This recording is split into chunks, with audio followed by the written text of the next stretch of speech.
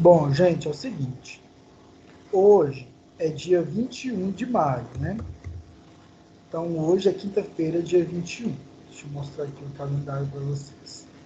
Tá aqui, 21 de maio, quinta-feira. Semana que vem, dia 28, vai ser a nossa última aula. Aí, nessa última aula, vocês vão me entregar as atividades que eu passo. Semana passada eu passei 3 exercícios para vocês. Acho que vocês já até fizeram, aí muitos de vocês já fizeram. E hoje eu vou passar mais 3. E aí vai juntar os 6 exercícios e me entrega tudo na semana que vem. Essa lista de exercícios vai valer 1000 pontos, tá bom? E aí, os outros 500 pontos vai ser do AVA, concluído até o dia 28. Então, o aluno que já tiver com as unidades concluídas até o dia 28 vai receber os 500 pontos. E isso vai ser proporcional. Às vezes o aluno só fez a metade, então vai ser a metade. Então vai ser proporcional à quantidade que já vai ter concluído, tá bom? Porque aqui vai ser a nossa última aula, que a gente vai finalizar tudo. No dia 4 de junho, a gente não tem aula, porque já é a semana de provas de vocês. Talvez alguns de vocês já tenham prova nesse dia. Durante a semana que vem, vai sair o calendário com os horários das provas interativas. Então, vocês fiquem aí de olho para ver como é que vai ser, tá? Essas provas interativas vai ser do dia 4 ao dia 10. São aquelas disciplina online, quem está de dependência, enfim, as disciplinas que vocês fazem de forma interativa. A prova vai ser pelo AVA também, tá bom? Alguns alunos estavam com dúvida como é que ia ser, como se fosse as DIVs, né? Também entra nesse grupo. Elas vão ser online, vai ser na própria disciplina mesmo, na própria plataforma da disciplina, e vai ser como se, igual a gente fez aquela primeira prova, tá bom? Isso aqui é para os alunos interativos, tá? Porque eu estou passando. Isso aí depois vai ter um comunicado, a instituição deve mandar e-mail para todo mundo falando como é que isso vai funcionar. Mas agora, como eu já fiquei sabendo disso hoje, já antecipo vocês. Como vai ser sua Só prova, que eu não professor? sei. Oi? Como vai ser sua prova? Agora, a minha mesmo vai ser no dia 18, tá bom? A minha prova mesmo dessa disciplina. Eu estou só explicando porque no dia 4 não vai ter aula, que já é semana de provas, e dia 11 é feriado, e dia 18 é a minha prova. Minha prova vai ser igual na primeira vez, tá? Igualzinho a primeira prova. Vou liberar o link para vocês na quinta-feira, meio-dia. Vai ficar aí durante 24 horas para reentrar, realizar a prova, no mesmo modelo que a gente fez da primeira vez. Bom, mesmo jeito. Por quê? A reunião que a gente teve essa semana com a instituição, ficou claro que a nossa faculdade, a Faculdade Pitágoras e toda a rede do grupo, as aulas voltam dia 1º de junho. Isso é o que está no nosso regime. Só que espera-se que tenha prorrogação do decreto. Então, se por acaso, porventura, o governador chegar e falar, olha, vai liberar as aulas no estado de Goiás, as aulas voltam dia 1º de junho. Perfeito. Tá? Se o governador falar que volta, volta.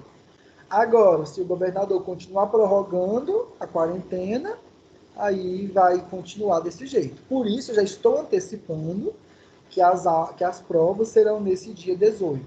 De um jeito ou de outro, a gente já vai ter encerrado a nossa disciplina. Então, se por um milagre aí, se por uma coisa boa acontecer de voltar às aulas, ótimo. As aulas voltam dia 1º de junho. Agora, prorrogando, aí vai continuar no mesmo esquema. Voltando ou não, a prova vai ser no dia 18. Entendeu? Então fica desse jeito. A nossa prova vai ser dia 18 de junho.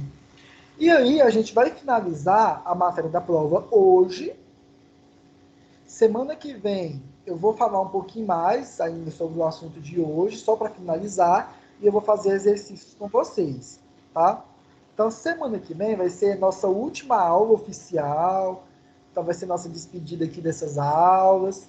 A gente vai fazer alguns exercícios sobre o que a gente viu nessa segunda parte da matéria. A gente consegue concluir tudo, toda a ementa de vocês. Então vai dar tudo certo. Tá bom? Então, semana que vem é nossa última aula. Vocês vão entregar os exercícios que eu passei, que eu vou terminar de passar hoje. O ABA. E aí vai ser nossa última aula e encerra. Dia 4 não tem aula, dia 4 de junho. Dia 11 é feriado. E dia 18 a gente faz a nossa prova. Ah, professor, se um aluno perdeu a prova, vai ter que fazer o quê? Aí tem a prova substitutiva. Se você não conseguir fazer a prova, você tem direito a fazer a substitutiva. Só que a prova substitutiva, ela já engloba a disciplina do semestre todo, tá? Então vai ser tanto da primeira prova quanto da segunda. Se o aluno não conseguiu alcançar a média, o que vai acontecer com ele? Ele vai ficar de exame. Aí ele vai ter também direito a fazer exame. O exame também vai pegar matéria da primeira prova e da segunda prova. E é isso, tá bom? Agora, os dias que vão ser essa segunda chamada, o dia que vai ser esse exame, por enquanto a gente não está totalmente definido, mas tem uma previsão aqui no calendário. Então, o aluno que ficar nessa situação, depois a gente conversa sobre isso. Mas, na turma de vocês, na primeira prova, todo mundo fez. Então, se todo mundo fez a primeira prova, eu acho que todo mundo fez, tá? Se não me engano, todo mundo fez. Se todo mundo fez a primeira prova, ótimo. Pela primeira prova não tem substitutiva, só pela segunda, se acontecer de alguém não conseguir fazer. E é isso. Hoje, nós vamos iniciar o último capítulo, né, do livro, a última unidade do livro, que é a unidade 4. A unidade 4, um assunto complementa o outro. Então, hoje a gente vai falar de vários assuntos da unidade 4. Tá bom?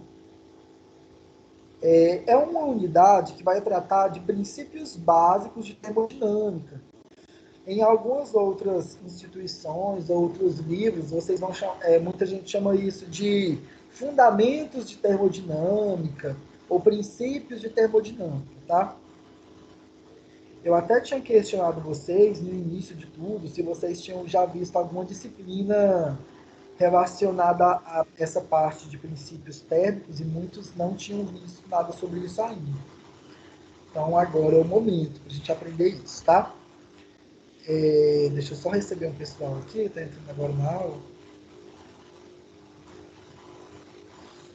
Deixa eu ver aqui como é que tá vocês. Está todo mundo aqui.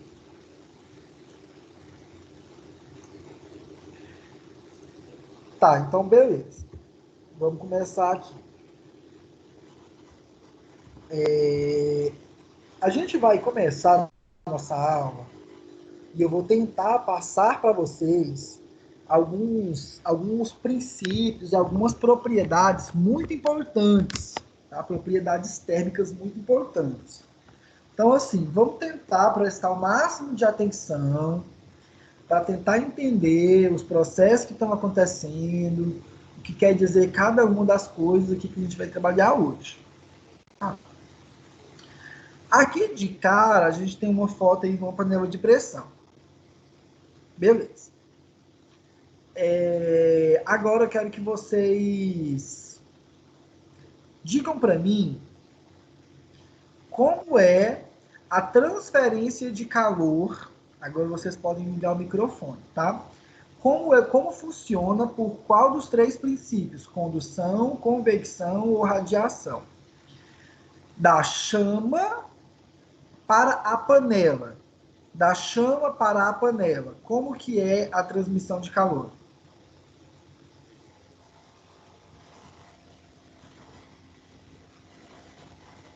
É convecção, professor? Condução, né? Deixa eu aceitar o pessoal aqui enquanto vocês falam aí. Alguns falaram convecção, outros falaram condução. Alguém mais acha? Sólido, né? É do sólido, então é condução. Da chama para panela, é condução. Para mim é condução também. Olha, o que é que tem entre a chama e a panela? Entre os dois, o que é que tem? É radiação. Oxigênio. Tem oxigênio que está sendo queimado, certo? Produzindo uma chama, né? Isso. Uma chama é um efeito que é gerado num processo de combustão, e aí é uma energia na forma de luz. E essa energia na forma de luz é capaz de aquecer as coisas. Por qual princípio físico?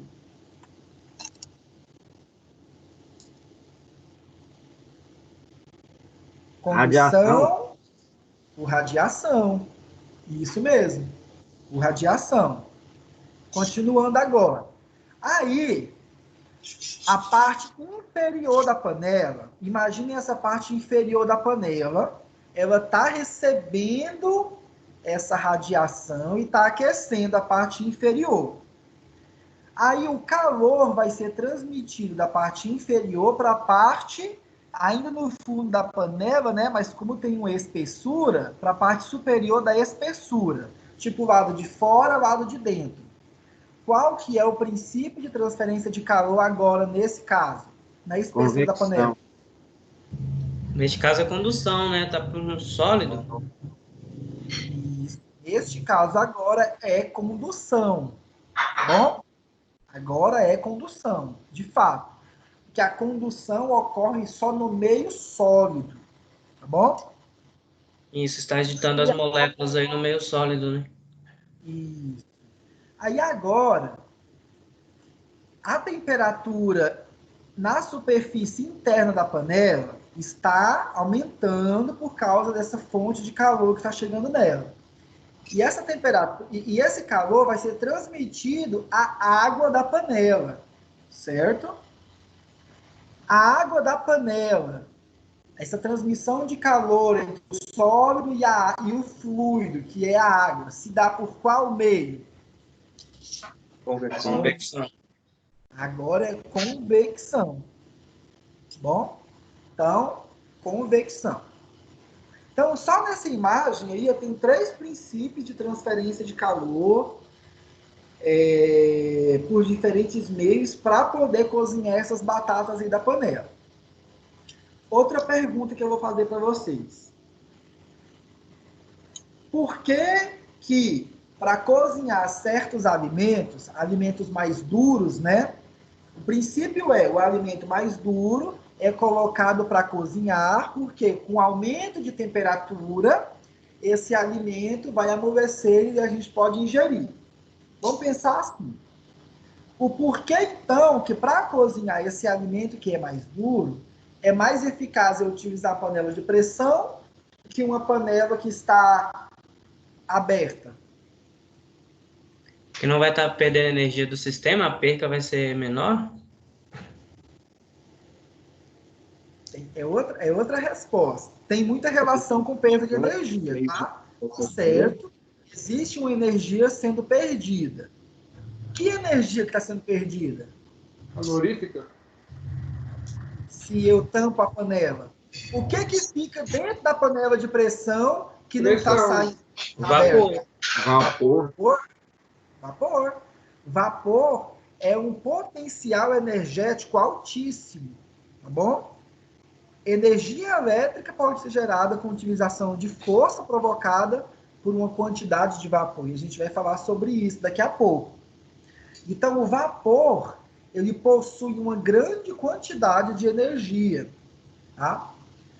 E aí, a panela, por segurança, existe uma válvula de escape da quantidade de vapor que pode provocar uma pressão interna maior do que a panela pode suportar. Porque a panela, ela tem suas limitações de projeto por causa do material, por causa da geometria, e ela não pode suportar a pressão infinita, ficar aumentando a pressão dentro dela para sempre. Então, existe uma válvula de segurança para esse vapor escapar. E essa válvula é a válvula de segurança da panela de pressão normal. Eu, geralmente, gente, dou essa aula com esse exemplo, porque todo mundo já viu, todo mundo conhece, acho que é fácil para todo mundo entender. Só que esse mesmo princípio é aplicado em diversos outros equipamentos da engenharia. Tá? Logicamente que nesse curso a gente não vai aprofundar muito, mas em outros cursos, nas disciplinas específicas que vai estudar isso, vocês podem focar nisso dependendo do curso de vocês. Mas hoje a gente vai falar um apanhado geral de umas propriedades térmicas importantes que todos os engenheiros têm que conhecer, toda a engenharia tem que entender, tá bom? Eu não vou ficar focando em princípios que não precisar agora. Beleza. Tendo em vista que o vapor, né? O vapor tem essa é um potencial energético, né? E a pressão dele um aumento de pressão também vai influenciar na velocidade de cozimento do alimento. Bom, também vai influenciar. Só que aí também tem outra característica, que outra propriedade que influencia. Bora lá. Sobre a água. A gente vai falar sobre a água agora, mas depois desse princípio vale para todos os outros elementos, tá? Vamos falar da água primeiro. A água é um elemento puro que possui uma composição química que todo mundo conhece.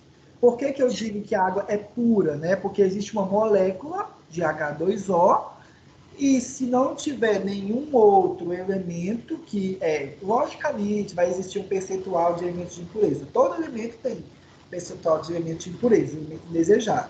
Só que pensando na água pura, ela tem propriedades que todos nós já conhecemos.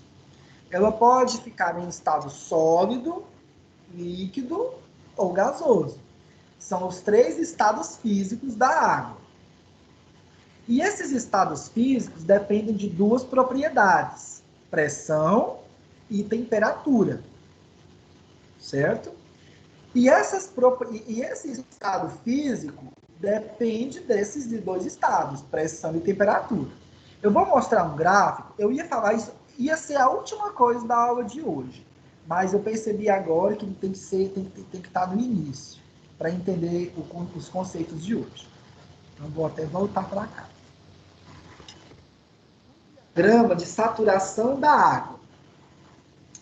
O que é saturação? Saturação, gente, é quando um elemento químico, na verdade um elemento, qualquer, né? Falar elemento químico fica parecendo que eu estou muito microscópico, mas quando qualquer elemento alcança a sua temperatura de fusão, tá bom?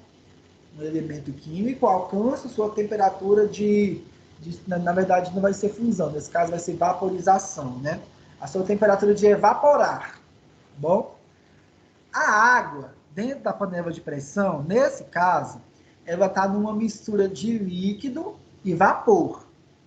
Todas as vezes que um fluido alcança esse estágio em que existe uma mistura de líquido e de vapor, eu tenho aqui uma temperatura de saturação. Tá bom? Vamos pensar na água se essa panela tivesse aberta. Tá bom? Se a panela tivesse aberta, a pressão seria a pressão atmosférica, pressão normal. Pense na panela aberta primeiro, tá? Esse gráfico relaciona pressão com temperatura. E esse gráfico é só para a água, tá bom? É só para a água. Nessa parte superior, essa parte azulzinha, eu tenho água líquida, tá bom? Água líquida. No nosso dia a dia, quando a gente olha e vê água líquida, ela vai estar nesse ponto do gráfico. Nessa parte esquerda, eu tenho gelo. E nessa parte da direita, eu tenho vapor. E aí, dependendo das propriedades da água, num dado instante, ela vai estar em alguma dessas fases. A água, a pressão atmosférica vale 1 atm. Então, beleza. Água na pressão de 1 atm, que é a nossa pressão atmosférica, em temperaturas abaixo de 0 graus. Então, ó, tá aqui 0 grau, tá vendo? Temperatura 0 graus, na pressão de 1 atm, é o ponto de mudança de fase de sólido, que é o gelo, para líquido, que é a água como a gente toma, né? Para beber água, por exemplo, água líquida. Então, a temperatura de mudança de fase entre sólido e líquido para a água é de 0 graus na pressão de 1 atm. Se essa pressão mudar, a temperatura também vai mudar. Então, já vamos deixar claro que a mudança de fase de um elemento, ela depende de pressão e depende de temperatura. Deixa eu ver, acho que tem aluno querendo entrar agora na aula. Beleza. Então, a mesma coisa ocorre para evaporação dessa água, para ela mudar da fase líquida para vapor. Na pressão de 1 atm, ou seja, na pressão atmosférica, uma panela colocada no fogo, com a tampa aberta, essa água vai estar na pressão atmosférica, ela vai mudar de fase quando alcançar 100 graus. Então, quando um fluido alcança a sua temperatura de mudança de fase, para a fase gasosa, né, de líquido para gasoso, depende da temperatura e da pressão. No caso da água, é na temperatura de 100 graus com a pressão de 1 atm. Beleza. Então, gente, vamos deixar claro algumas coisinhas já agora. Mudança de fase depende de temperatura, depende de pressão. Então, as propriedades de um elemento, quando eu estou fazendo mudanças de temperatura, adicionando calor ou retirando calor, eu tenho que considerar pressões e temperaturas do sistema. Analisando esse gráfico, eu percebo que a temperatura de mudança de fase da água aumenta se eu aumentar a pressão. Então, ó, se a pressão agora não for mais 1 atm, for 2 atm, por exemplo, essa água só vai mudar de fase numa temperatura superior. Então, se, por exemplo, se a pressão dentro da panela, se a panela ficar fechada, certo? Imagine que a panela agora está fechada. A água alcançou a temperatura de 100 graus. Só que aí essa água vai evaporar. Esse vapor tem uma propriedade, tá? Daqui a pouco eu vou falar sobre essas propriedades dos gases. Agora eu vou para os gases. Os gases têm uma propriedade de aumento de pressão quando essa temperatura também está aumentando. Então, o vapor da água vai fazer com que a pressão na panela aumente, por causa do próprio volume, né? Eu estou aumentando a quantidade de água dentro da panela, a quantidade de... Eu desejo, né, maior espaço, porque os gases eles têm um comportamento diferente dos líquidos com relação ao seu volume específico, né? Então, ele vai desejar ter um maior espaço, mas não vai ter esse maior espaço para poder esse vapor sair, vai ficar confinado na panela. Ficando confinado na panela, essa pressão vai aumentar. Consequentemente, essa pressão dentro da panela aumentando, a temperatura de saturação, ou seja, a temperatura de mudança de fase, também vai aumentar.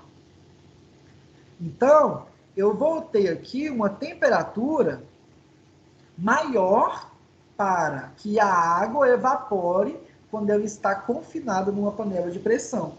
Então, a água vai demorar mais tempo para evaporar do que ela demoraria com a pressão com a panela aberta, por causa dessas questões. Porque a água vai estar confinada, vai demorar mais tempo para evaporar.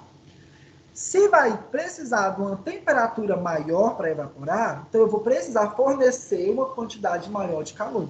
Por isso, eu gasto uma quantidade menor de água no cozimento desses materiais, ou no cozimento desses alimentos mais duros, e só que, consequentemente, pode ter uma demora por causa dessa questão do aumento, né, de calor, da quantidade de calor fornecido. Só que, mesmo assim, acaba sendo mais eficiente do que se eu, por exemplo, cozinhasse esses alimentos numa panela que está aberta, porque a pressão vai ser a pressão atmosférica, a temperatura para a água evaporar seria uma temperatura menor, seria a temperatura de 100 graus, então eu vou gastar mais água nesse cozimento. Tá bom?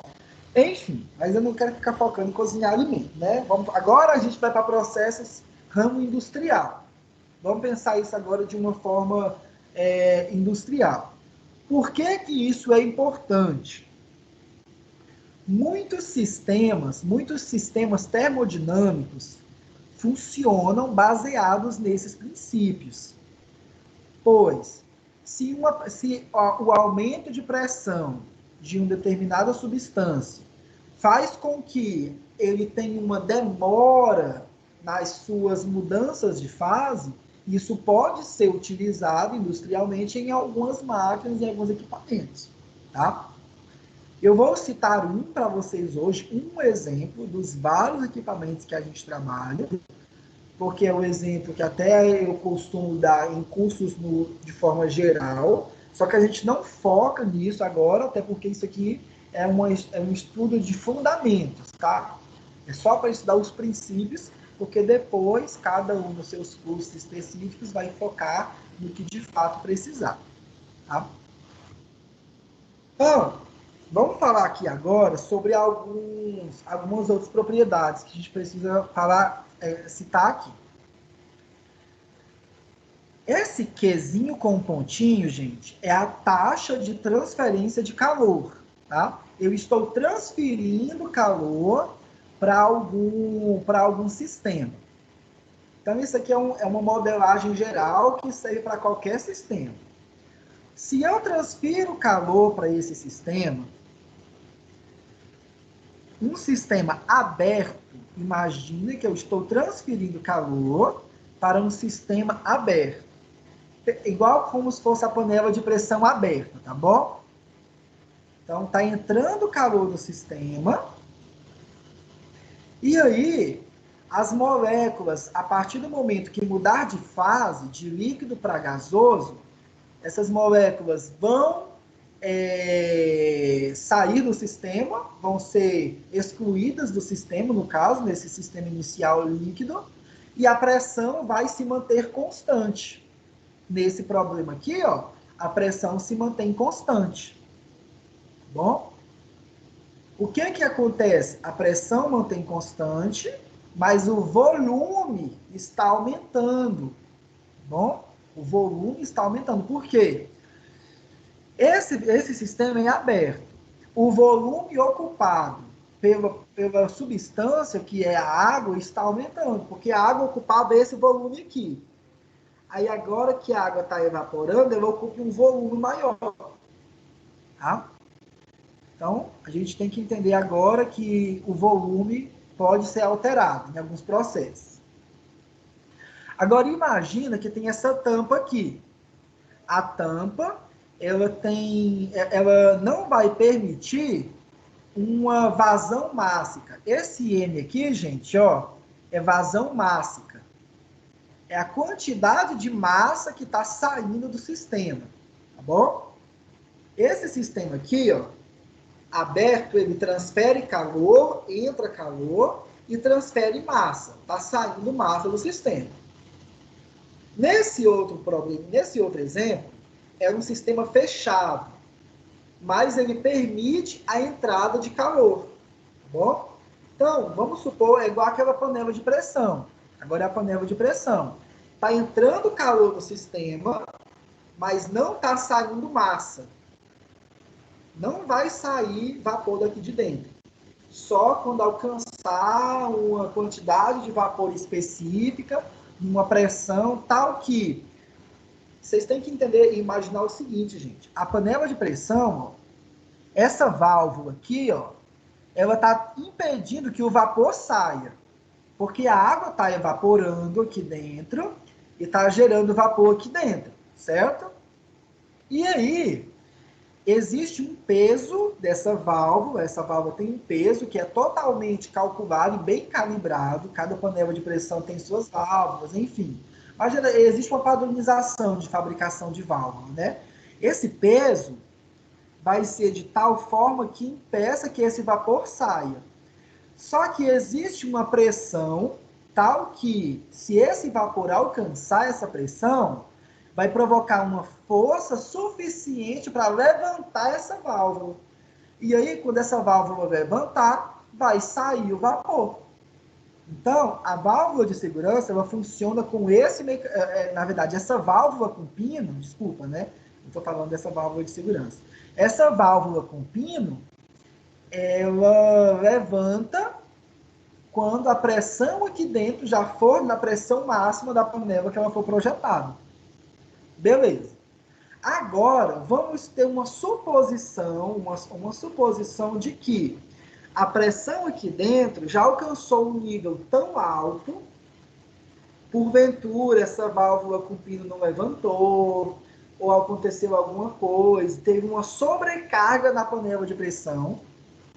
Se ocorrer essa sobrecarga, a função dessa válvula de segurança vermelhinha aqui é que ela seja acionada, ela vai sair, porque a pressão foi tão alta que ela saiu, para esse vapor sobressalente sair da panela. Não sei se isso já aconteceu na casa de vocês, isso já aconteceu umas 3 vezes comigo, de essa válvula de segurança não suportar a pressão da panela por causa de alguma sobrecarga que pode ocorrer. Isso pode ocorrer por vários motivos, tá? Existem várias causas dessa sobrecarga. Isso, gente, ocorre em nível industrial por vários motivos também. Uma sobrecarga faz com que a válvula de segurança seja acionada, tá bom? Então, beleza, voltando para cá. Nesse sistema aqui, ó, fechado, então tá entrando calor no problema, no sistema, e a água está sendo evaporada, que na verdade não precisa ser água, pode ser qualquer outro elemento, tá? E aí vai provocar uma agitação nas moléculas. Só que essas moléculas não vão sair porque o sistema está fechado. Então isso vai provocar um aumento de pressão aqui dentro. Um aumento de pressão, só que o volume ocupado é o mesmo. Se vocês observarem, não vai ter aumento de volume naquele probleminha lá agora. Tem uns alunos aqui para entrar, deixa eu adicionar aqui. Nesse primeiro caso, ó, eu tinha aumento de volume e eu tinha pressão constante. Nesse segundo caso, eu tenho aumento de pressão e volume constante. Agora vamos para o último caso. Vamos supor que exista um sistema isolado, tá? Ele não tem nenhum contato com as vizinhanças, tá? Todas as vezes que vocês ouvirem o termo vizinhança na termodinâmica, está relacionado a fatores externos aqui. Por exemplo, nesse segundo sistema do meio, a vizinhança pode ser uma chama, pode ser um fogo que está aceso aqui embaixo, e essa chama de combustão está aquecendo esse sistema. A chama é uma vizinhança, é uma coisa próxima a isso aqui. Nesse terceiro caso, ele está isolado da vizinhança. Eu estou fechando o sistema. Aí, nesse terceiro caso, eu não tenho entrada de calor no sistema e eu também não tenho saída de vazão mássica. Tudo que ocorrer vai ficar aqui dentro do sistema. Ah, professor, E se eu quiser considerar que a chama faz parte do sistema, eu posso? Posso. As considerações, gente, do sistema, quem vai fazer é a pessoa que estiver avaliando cada sistema individualmente. Se ele quiser avaliar a queima a chama e a transferência de calor da chama para o recipiente, aí eu vou fechar o sistema entre chama e recipiente. Aí eu vou estudar só esse sistema, tá bom? Porque essa definição de sistema aberto e fechado depende da análise que você vai fazer. Isso vai ficar mais claro quando a gente for ver os exemplos. Tá? E aí a gente vai chegar na primeira lei da termodinâmica. Nesse curso de fenômenos de transporte, não é um curso que a gente foca muito na primeira lei da termodinâmica. Eu até tinha ficado um pouco preocupado quando eu fui ver a ementa e falava de primeira lei. Porque a primeira lei da termodinâmica exige um curso específico para ela, praticamente. Tá? Então, alunos, geralmente alunos da parte da mecânica, que vai estudar transferência de calor mais aprofundada, aí lá sim, transmissão de calor, vai estudar a primeira lei da termodinâmica de uma forma muito mais profunda. Agora aqui é só para princípios mesmo que são essenciais para qualquer área da engenharia. Isso que eu estou mostrando para vocês, gente, agora, esse exemplo aqui, ó, é uma modelagem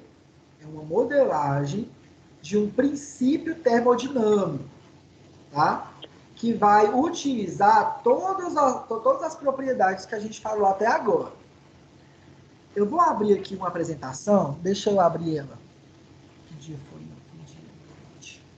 Para mostrar uma imagem, para vocês entenderem o que é aquilo lá, primeiro. Eu nem ia mostrar isso, não, mas eu vou mostrar, porque vai ser interessante para vocês. Isso aqui, ó, isso aqui é outra matéria que eu também ministro ela, mas eu vou mostrar essa imagem só para que vocês entendam melhor aqueles princípios lá. Lógico que isso aqui a gente não vai aprofundar muito, isso aqui é só para ter uma noção, tá? Isso aqui é uma planta de produção de energia elétrica, tá? Isso aqui, ó, tá produzindo energia elétrica com isso aqui é uma termoelétrica, produz energia elétrica com algum processo térmico. Esse processo térmico, gente, é um processo de caldeira, tá bom? O que é que está acontecendo aqui? Eu vou explicar de forma assim, a grosso modo, só para depois a gente voltar nos princípios, tá? Existe um queimador aqui embaixo. Esse queimador pode estar queimando um combustível líquido, pode ser sólido, pode ser gasoso. Tem várias fontes para um queimador funcionar. E esse queimador vai estar queimando e vai liberar uma chama dentro desse recipiente. Esse recipiente aqui recebe o nome de caldeira. Uma caldeira, então, é um equipamento que vai receber uma fonte de calor e essa fonte de calor vai aquecer o fluido que tiver dentro desses tubos aqui. Ó. Esses tubos, gente, nessa planta aqui, é a água mesmo. Então, isso aqui é uma caldeira de vapor de água. E essa água vai aquecer e ela vai passar de líquido para vapor. E aí, esse vapor, como na sua condição de vapor saturado, né, vai estar numa temperatura bem elevada. Isso aqui, gente, não é mais aquela panela de pressão, não, tá? Com temperatura de 120 graus Celsius.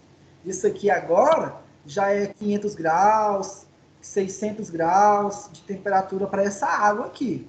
Por quê? Lembram que a gente falou que a pressão, ó, vou voltar agora para a apresentação, que a pressão,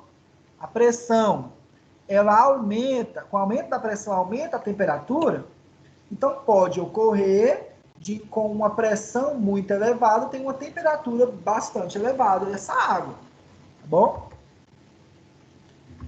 Vamos voltar para cá. E aí, essa temperatura bem alta, gente, isso aqui ó, é um gás, o vapor é um gás muito seco, não é esse vapor que a gente pega na panela de pressão, que é um vapor saturado. Qual que é a diferença do vapor saturado para um vapor seco? O vapor saturado, quando você toca nele, né, ele logo se condensa na sua mão. E aí as gotículas de água, já cai na sua mão gotículas de água. Quando você pega a panela de pressão, né, e tira a válvula dela e o vapor sai, se você colocar a mão lá, a sua mão vai ter gotículas de água, né, porque a água vai esfriar muito rápido. Só que nesses processos, a água está numa temperatura altíssima e esse vapor já não vai ter mais na condição de saturado. Ele já vai estar super aquecido, vai estar bem alto. E aí, essa temperatura muito alta vai dar uma pressão muito alta para esse vapor. E essa pressão, e esse vapor vai vir para cá, ó, para uma turbina, essas turbinas aqui, ó. E esse vapor vai ser tão forte a ponto de mover turbinas. Quando a gente pensa na energia hidrelétrica, imagina a energia hidrelétrica, que é a pressão da água numa altura muito elevada, que vai mover as turbinas de uma hidrelétrica, e essas turbinas vão ser ligadas no gerador, que vai gerar energia elétrica. Nesse processo que eu estou mostrando agora para vocês, ocorre esse mesmo fenômeno de movimento de turbinas, que vai movimentar um gerador e vai gerar energia elétrica. Só que essas turbinas agora, elas estão sendo movidas por vapor. Então, ela vai ser projetada para ser movida com força de vapor. E aí, depois que ela passar pelas turbinas, ela vai estar já numa condição, aí já vai diminuir sua temperatura e sua pressão, ela vai para um condensador. Esse condensador, esse vapor vai virar líquido novamente agora, tá bom? Esse vapor vai voltar a ser líquido. Que até agora tem gente entrando na aula. O tempo todo tem gente entrando aí. Esse vapor vai voltar a ser líquido e uma bomba vai pegar esse vapor. E aí, gente, como que esse vapor volta a ser líquido, né? Porque vai ter um outro trocador de calor. Lembra que a gente estudou trocador de calor na aula passada? Então, esse condensador é um trocador de calor, em que vai ter uma água quente, né, um vapor quente, que vai entrar no condensador, só que dentro do condensador vai ter um fluxo térmico que vai ter uma torre de refrigeração. Essa torre de refrigeração, ó, é uma água que vai ser fornecida de alguma fonte fria, que vai passar pelo condensador, e esse vapor vai esfriar. Não vai ter mistura, tá? Não vai misturar essa água que passou pela turbina com a água da refrigeração. Nem pode.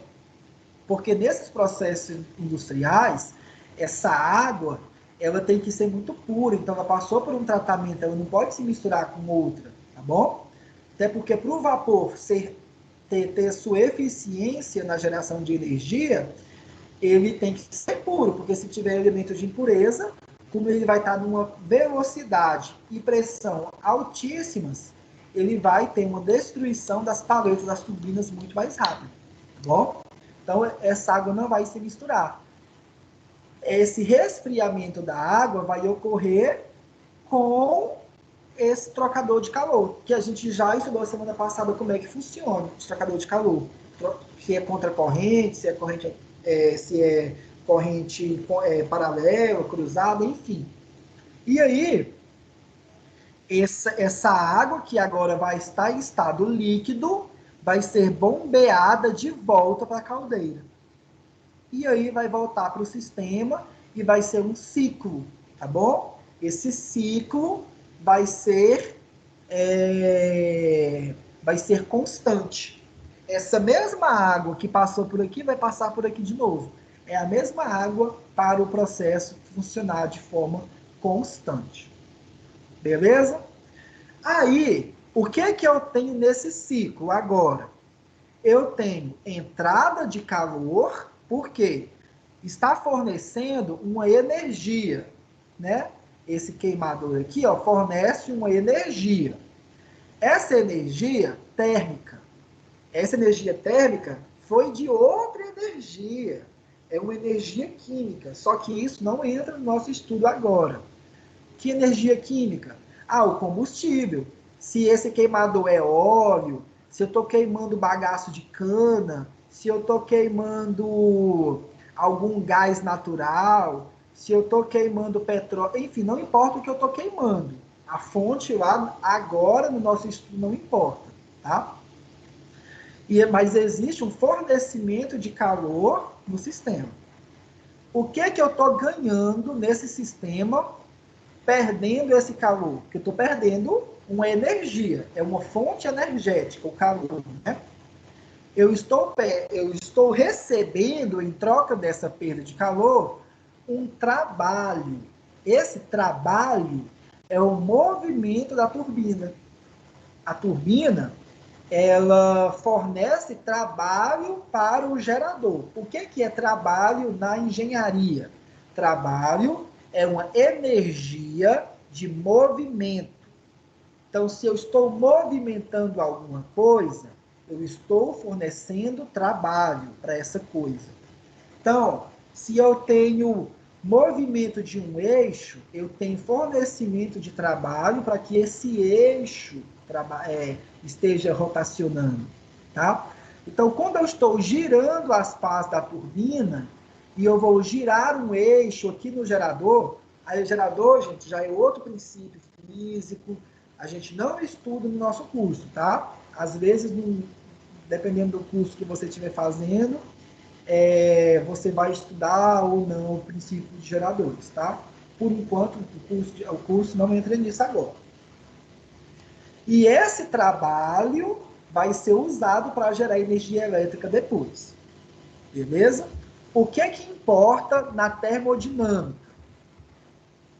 A primeira lei da termodinâmica é uma lei que vai relacionar calor e trabalho. Bom, o que ocorre? Isso aqui, gente, que eu estou mostrando para vocês, é o ciclo termodinâmico disso aqui, ó. Esse ciclo aqui, ó, que eu estou mostrando, os componentes, ele é modelado desse jeito aqui. Na engenharia, é assim que a gente estuda ele. Ele recebe até um nome, tá? Na engenharia, isso aqui chama-se ciclo de Rankine. Só que eu não coloquei o nome de Rankine aí, porque não importa agora no curso de vocês. Eu gosto de trabalhar as coisas de forma gradativa. Se você for estudar ciclo de Rankine, aí sim você vai estudar isso aqui bem aprofundado, tá bom? Por enquanto não. Esse curso eu dou ele em outras matérias. Olha, aqui dentro, nesse ponto aqui, ó, é a caldeira. A caldeira, ó, tá aquecendo, o fluido. A água, esse azul mais claro, é porque a água está líquida, tá? E essa água vai evaporar, vai passar aqui no interior vai continuar na tubulação da caldeira, e esse vapor vai mover a turbina. Essa modelagem aqui, tipo um trapézio, né? Isso aqui é a turbina. E a turbina girando está fornecendo trabalho. Estou gerando trabalho com o sistema. Então, ó, bora lá. Eu estou fornecendo calor na caldeira. Fornecimento de calor é esse Q com pontinho aqui, tá? Isso aqui, gente, é a taxa de transferência de calor. É aquilo que nós estudamos. Condução, convecção, radiação. Tá? Isso aqui é a taxa de transferência de calor para o sistema. Esse W aqui é a potência de trabalho que eu estou produzindo com essa queima aqui. E aí no processo ocorrem mais duas outras trocas de energia. Esse outro elemento é o condensador. Lembra que eu falei que o fluido sai da turbina e vai para o condensador? Então, nesse condensador, ele está perdendo temperatura, porque o fluido vai estar numa pressão, numa temperatura, né? E tem que perder essa temperatura para poder voltar para a caldeira. E essa perda de temperatura vai ser lá na torre de resfriamento, né? Nesse sistema aqui do condensador. Então, agora eu estou perdendo calor no sistema. E depois, esse fluido, ele vai ser bombeado para a caldeira de novo. E esse bombeamento vai ter uma necessidade de ter uma adição de trabalho. Porque uma bomba nada mais é, a gente já estudou, a gente já falou um pouquinho sobre bomba, gente do céu. Quando eu paro para pensar tanta coisa que a gente estudou nessa matéria de vocês ficou muito cheia, a gente estudou muita coisa nela. Em bombas, a gente está aumentando, né? A gente estudou a equação de Bernoulli, vocês viram que a presença de uma bomba provoca uma mudança no fluido, né? Uma mudança, uma variação de pressão e de velocidade. Então, se tem variação de velocidade, como eu falei, tem fornecimento de trabalho. Só que aqui, neste caso da bomba, eu estou precisando desse trabalho, eu estou fornecendo esse trabalho. A turbina, ela está gerando o trabalho. E o que eu quero, o que serve para mim em termos práticos? Gerar trabalho. Se eu conseguir gerar trabalho, um valor de trabalho muito alto, tendo um baixo valor de trabalho fornecido ao sistema e uma baixa quantidade de calor fornecida e gerar uma maior quantidade de trabalho, mais eficiente meu sistema é. Porque o que eu quero é aumentar a quantidade de trabalho. Tá bom? Só que isso em termos práticos, tá bom? Agora que a gente só está vendo essa parte mais teórica para entender o sistema. Então, a primeira lei da termodinâmica, gente, ela estuda todas as possibilidades de mudanças de energia no sistema. E ela vai relacionar calor e trabalho de um ciclo. Se você parar para pensar, esse sistema, se eu estudar esse sistema de forma fechada, eu vou ter um ciclo reversível. Por quê? No ponto 2, por exemplo, que é o ponto na entrada da caldeira, tem uma certa propriedade de temperatura e de pressão. Aí depois ele vai passar por vários equipamentos. Depois que volta no ponto 2 de novo, ele vai estar de novo com a mesma propriedade de pressão e de temperatura que ele alcançou no ciclo. Então, a primeira lei da termodinâmica estuda o balanço energético e a primeira lei da termodinâmica é responsável por entender o processo de energia do sistema, né? É a lei que estuda a conservação da energia. E aí, eu tenho... Aí, gente, vão para vários exemplos, vão para várias demonstrações, isso eu poderia demonstrar de várias formas para vocês. Agora aqui, eu vou mostrar alguns pontos importantes. Eu não vou focar em cálculo hoje, tá bom? Não vou focar em cálculo, até porque tem um livro de vocês foca em cálculo. Semana que vem, como é nossa aula de revisão, aí a gente vai fazer umas continhas ou outras, tá? Como eu disse, esse estudo, ele é muito grande, ele exige uma disciplina só para ele. E, de fato, vai ter disciplina só para estudar isso aqui. Nesse momento, é só para a gente poder nivelar o conhecimento e finalizar um pouco, e finalizar a nossa emenda. Quando eu falo de pistões, esse aqui é um exemplo, tá? Eu tenho um pistão. Vamos olhar para essa imagem da direita primeiro. Aqui embaixo, eu tenho um pistão que está comprimindo um gás, certo? Aí, existe um valor de pressão aqui dentro e um volume para esse gás. Esse volume que o gás ocupa, ó, é um volumezinho pequeno, esse V1 aqui, ó.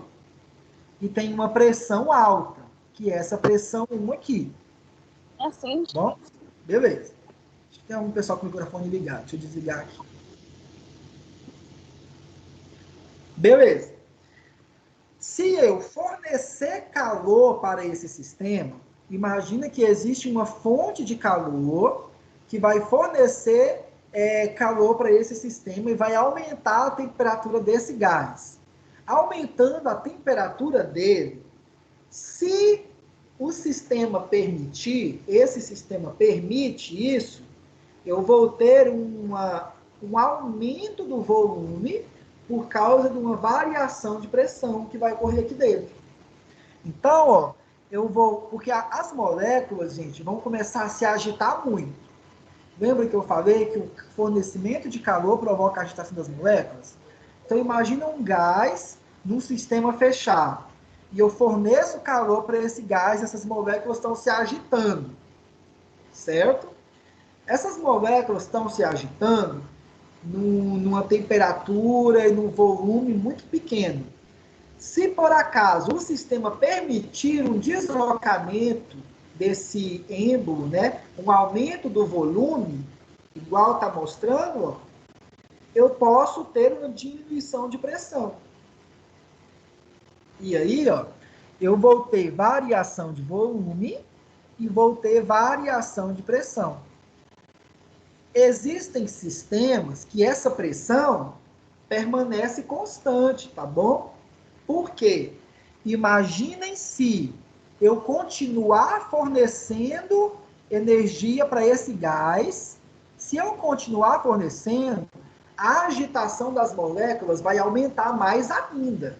Então, não vai adiantar eu aumentar o volume, porque a pressão vai continuar aumentando. Então, existem sistemas que a pressão permanece constante, existem sistemas que a pressão vai variar, tudo vai depender do sistema. Então, eu olhando o sistema, eu vou ter que entender e perceber se a pressão aumenta ou diminui. Nesse sistema, ele está mostrando a trajetória da pressão, no gráfico aqui, ó. Ele está dizendo, ó, que a pressão no ponto 1 é elevada e o volume no ponto 1 é alto. E aí, eu tenho um aumento de volume agora e uma diminuição de pressão nesse sistema. Aí, gente, eu vou ter uma área abaixo dessa curva. A área abaixo dessa curva corresponde a duas coisas. Primeiro, corresponde a quantidade de calor que eu tive que fornecer ao sistema, a energia, mas também pode significar o trabalho gerado pelo sistema. Por quê? Esse êmbolo se movimentou do ponto 1 para o ponto 2. Para ele se movimentar, ele teve uma velocidade de movimento. Ele teve que partir do repouso e se movimentar. Se eu tenho movimento, eu tenho variação de energia cinética, que é a energia de movimento. E aí, variando energia cinética, eu tenho trabalho do sistema. Bom, o trabalho do sistema, variação do trabalho aqui, gente, é uma derivadinha, tá? Uma pequena porção de trabalho, ela pode ser dita que é igual a pressão vezes uma pequena variação de volume. Tá? Isso aqui, gente, é da matemática, isso aqui já é a parte de integração, que eu não vou focar nela agora com vocês. Mas o trabalho disso aqui, então, vai ser uma integral dessa equaçãozinha aqui. Ó. Trabalho, geralmente, real fornecido, é igual a pressão vezes variação de volume. Essa equação, gente, ela vai ter várias... ela vai ser feita e reorganizada de várias formas, depois em outras disciplinas que vocês vão ver, para entender como que eu calculo o trabalho fornecido por uma turbina como essa aqui, tá bom? Então, existe aí uma reorganização dessa equação, uma readequação dessa equação para esse problema, que vai determinar qual é o trabalho que essa turbina fornece, por exemplo, tá? E aí, gente, essa energia cinética, que é de movimento aqui, ó, do movimento desse pistão, ela é a mesma energia cinética que vocês já estudaram. Eu acredito que todos vocês já estudaram essa parte de energia cinética aqui em outras disciplinas, tá? Seja em mecânica geral ou física, mas vocês têm disciplinas de energia que devem ter estudado isso já. É a mesma coisa ainda, tá bom? A energia cinética de movimento para gases vai continuar sendo massa vezes V ao quadrado sobre 2. Bom, é o mesmo princípio. Só que nesse estudo nosso atual, a gente não vai ficar fazendo muitas equações como aumentar muito essa equação. Em cursos específicos, isso aqui pode variar. Aí, a variação da energia cinética, gente, é a energia cinética no estágio final menos a energia cinética no estado inicial. Então, por exemplo, eu tenho uma energia no estágio 1 e uma energia no estágio 2. Então, a variação dessa energia cinética vai ser essa variação de E aqui, tá bom? E essa variação de energia cinética, gente, vai ser o trabalho fornecido, tá? E o trabalho, ele também pode ser encontrado como sendo força vezes uma distância, força vezes um deslocamento. Então, ó, nesse mesmo sistema que eu tenho uma força, o gás aqui dentro vai provocar uma força nesse êmbolo, né? E esse êmbolo vai ter um deslocamento, uma distância x, daqui para cá. E aí, gente, nós já estudamos também como que acha essa força, tá? Porque se eu souber a pressão, eu sei que a força é pressão vezes a área.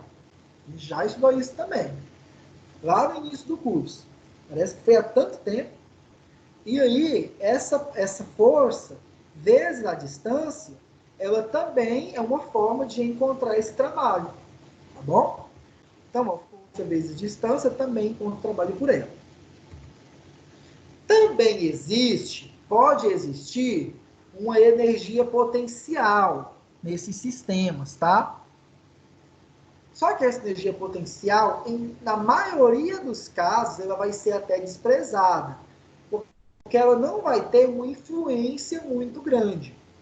Essa energia potencial, ela vai ter influência quando for líquido. Porque vocês lembram que a gente estudou que quando eu tenho um líquido, existe uma pressão, né, na superfície, e essa pressão aumenta na medida em que eu desço na altura. Então, isso aí pode influenciar. E nos estudos de engenharia de vocês já, nas outras disciplinas, vocês já calcularam a energia potencial de sistemas também. A energia potencial é o peso, que é massa vezes gravidade, vezes a altura desse elemento. Então, a energia potencial ela é mais alta quando você está numa altura mais elevada e ela diminui quando você diminui essa altura. Mas isso aqui a gente já falou sobre isso em alguns casos. Isso aqui, gente, é só porque realmente a gente já está finalizando a disciplina e eu quero nivelar todas as energias com vocês agora, tá? Nesse ponto do curso. Eu quero fazer isso para chegar nessa última equação. O que é a energia interna? Ó, lembra que eu falei para vocês que quando eu tenho um volume de controle e eu tenho um aumento de calor, e eu tenho uma agitação das moléculas, essa agitação das moléculas promove aumento de velocidade dessas moléculas. Então, existe uma energia cinética aí no sistema. Tá bom? Agora, se eu não considerar que essas moléculas estão saindo do sistema, em muitos casos eu desprezo essa energia cinética, porque não faz sentido eu considerar ela. Então, por exemplo, nesse estudo aqui da caldeira, no estudo da caldeira, por exemplo, a energia cinética do vapor, ela vai ser utilizada na turbina, e depois da turbina passa para o condensador e volta para cá de novo. Quando eu fizer o balanceamento, depois, quem for estudar isso aqui, tá? Quando eu fizer o balanceamento, essa energia cinética, ela vai ser anulada por outros fatores desse sistema. Então, nesse caso aqui, depois, no curso específico, essa energia cinética vai ser até desprezada, porque ela vai ter um valor tão pequeno em comparação com outras energias do sistema. Tá? Então, quando essa energia é muito pequena, ela é até desprezada. Mas existe, tem que considerar que ela existe. Opa. Mas a variação da energia potencial de altura, se o sistema considerar essas alturas, mas uma variação de energia interna. O que é essa energia interna? É a energia que o elemento adquire por causa do aumento de temperatura e variação de pressão. Então, a variação de pressão e de temperatura provoca um aumento de energia interna. É justamente a energia de movimentação do fluido. Depois, a gente vai dar outro nome para isso aqui, tá? Talvez algum de vocês já ouviu falar em entalpia e entropia. Mas, nos cursos específicos, vai chamar essa energia interna em alguns pontos de entalpia e entropia. E aí, gente, todo fluido tem sua energia interna por causa do aumento de temperatura. Se aumentou a temperatura, vai ter uma energia interna. E a energia interna é uma propriedade, tá bom? É uma propriedade do elemento. Então, gente, toda a variação de energia que ocorrer no processo vai ser função de energia cinética, energia potencial e energia interna, tá bom? Todas as energias que tiver no sistema é a soma dessas três energias. Então, ó, a primeira lei da termodinâmica diz que eu forneço calor para um sistema, fornecendo calor para um sistema, eu vou ter aumento da variação dessa energia interna do sistema, e essa variação de energia interna pode ser usada para gerar trabalho. Foi o que eu mostrei para vocês lá no exemplo da caldeira, da turbina, né? Forneceu calor, teve um processo térmico. Então, gente, ó, calor, trabalho, é isso aqui, ó. Calor é essa entrada de calor, trabalho é o que a turbina gera. Esse sistema, que é esse círculo aqui, ó, é esse processo aqui, ó, caldeira, vem para cá, tal. Só que isso aqui, esse processo aqui, ó, que eu estou mostrando da termoelétrica, é um exemplo, tá bom? Eu poderia imaginar aqui N exemplos para esse mesmo princípio, tá bom? Geladeiras, ar-condicionados. Gente, todos os aparelhos que funcionam na base de processos térmicos funcionam nesse sistema. Termodinâmica, a primeira lei da termodinâmica é uma lei justamente porque ela serve para todos os equipamentos, todos os aparelhos térmicos.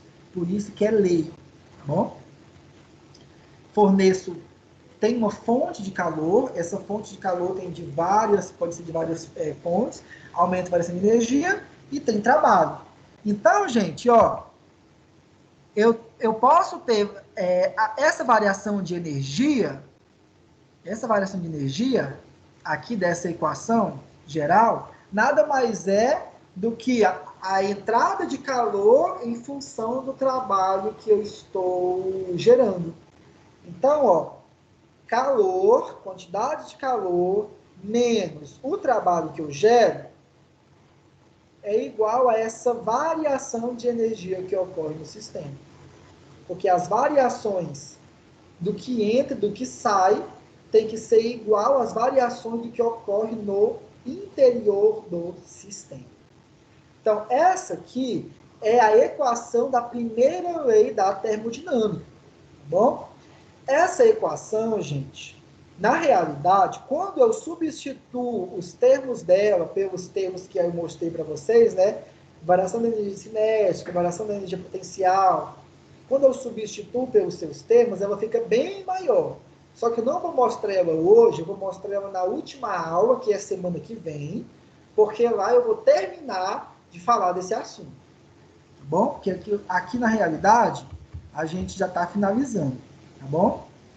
Aqui na realidade, gente, esse slide eu até ia tirar ele, tá? Esse slide é aquela mesma que eu mostrei antes, só que é um exemplo em que eu tenho confinado aqui, ó, o gás, e eu tenho várias massas. Essas massas pequenininhas, ó, estão pressionando esse ímbolo para o gás ficar lá preso. E à medida em que eu vou tirando essa massa, que eu for tirando essas massas, esse ímbolo pode subir também. E aí, isso aqui é um exemplo de mudança sem ter, de mudança de volume e pressão, sem ter influência de aumento de temperatura. Pode ser que pressões e volumes alterem sem estar, de fato, aumentando a temperatura do sistema. Isso pode ocorrer, tá? Se eu não tenho variação de temperatura, é um processo isotérmico, mas teve variação de pressão de volume sem alterar a temperatura. E esse gráfico é exatamente o mesmo, tá bom? É a mesma coisa. E aí, para finalizar tudo, eu só quero deixar as unidades de medida com vocês já definidas.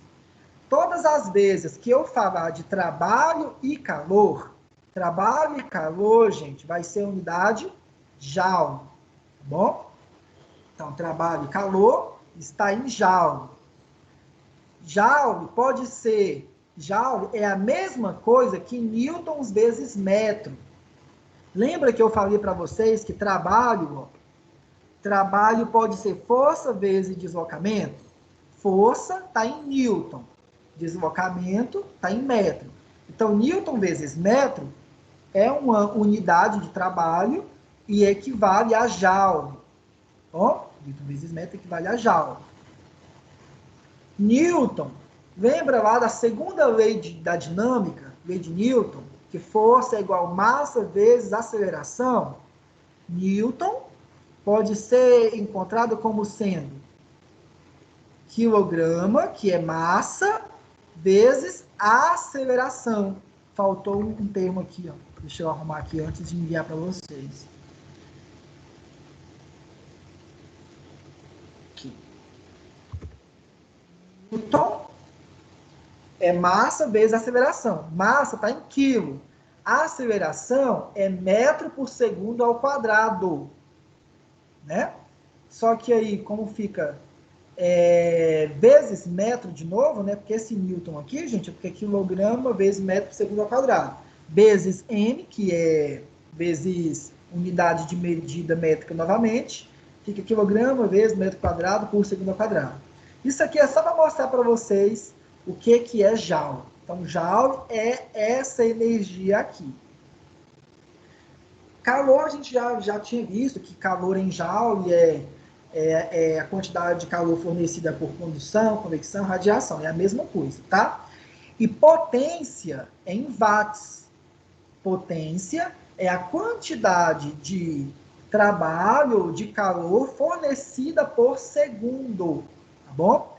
O que eu estudo nessas plantas aqui, ó, é a potência gerada. Quantos quilowatts ou megawatts de potência são gerados? Ou seja, qual é a quantidade de trabalho ou de calor desse sistema por segundo, tá bom? Watts é a unidade usualmente utilizada, e watts é trabalho por segundo, tá bom? E eu vou deixar para vocês agora fazerem para entregar, agora vocês vão anotar que vocês vão fazer para me entregar os exercícios da unidade 4, a seção 1. Isso está na página 147. São 3 exercícios. E aí, vocês vão juntar esses 3 exercícios com os 3 exercícios que eu passei na semana passada e vão entregar eles na semana que vem por e-mail. Não precisa copiar, pode colocar só as respostas. Vai ser no mesmo e-mail meu que vocês enviaram o trabalho já da primeira vez. Eu vou colocar o e-mail lá de novo para vocês, quem não tiver meu e-mail. E vocês vão enviar esse trabalho na quinta-feira da semana que vem.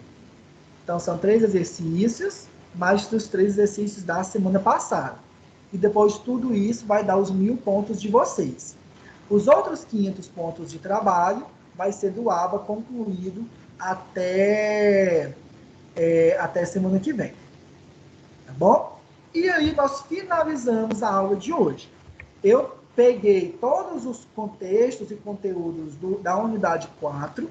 A gente ainda tem que finalizar algumas coisas, mas não falta muita coisa para acabar. Eu vou só falar um pouquinho sobre uns processos energéticos semana que vem.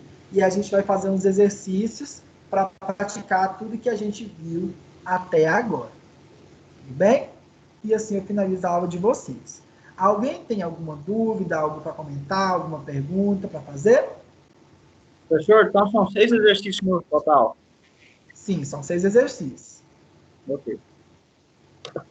Então, tranquilo. Vocês conseguem fazer isso rapidão. Alguém? Mais alguma dúvida? Todo mundo compreendeu bem a aula de hoje? Conseguiram entender bem? Eu sei que eu fui em um assunto aqui, depois eu fui em outro acolá, mas tentei bolar da melhor forma possível para ficar mais prático para vocês entenderem. Tá?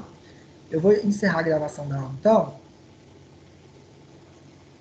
Encerrei a gravação e agora